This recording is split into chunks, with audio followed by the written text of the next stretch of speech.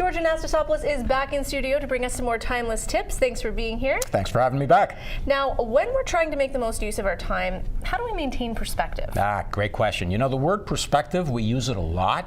But what does it even mean when we think about maintaining perspective? Well, if you follow the dictionary definition of perspective, it's really the ability to create a three-dimensional object on a two-dimensional platform. And I'll give you an example. You know, this is a book, and so you and I can see that this is a three-dimensional object. It has length, it has width, it has depth, and actually so can the audience. The viewing audience sees that it's a three-dimensional book, but they're seeing it on a flat two-dimensional screen. Right. So how does that relate to time management? Terrific point. So as an example, it's about getting the full view of something. So if I were to, say, for example, show my hand to the camera, the viewing audience would see, say, the flat of my palm. They might see the lifelines that are there. They might see that it's relatively smooth surface. You and I, though, we're seeing it from the back side of my hand, and you can see fingernails, and you can see knuckles, and you can see maybe a few wrinkles as well.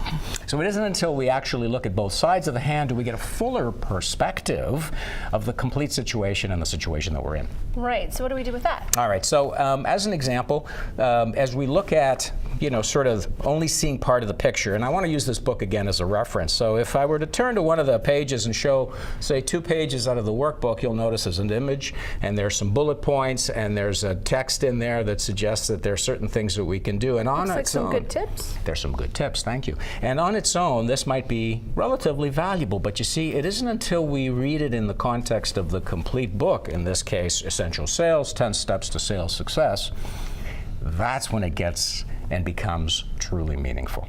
And so getting the fuller perspective, if you will, of the whole thing. So what can we do with that?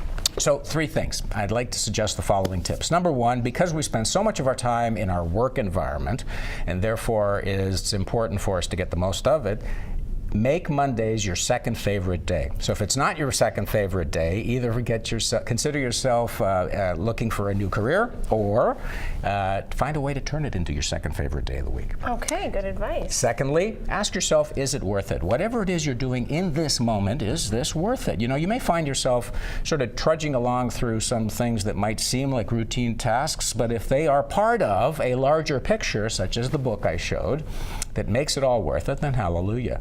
And then thirdly, ask yourself, how will this get me there? There being your longer term as well. And if it's not contributing to getting you to where you want to go in the longer term, then consider discarding it.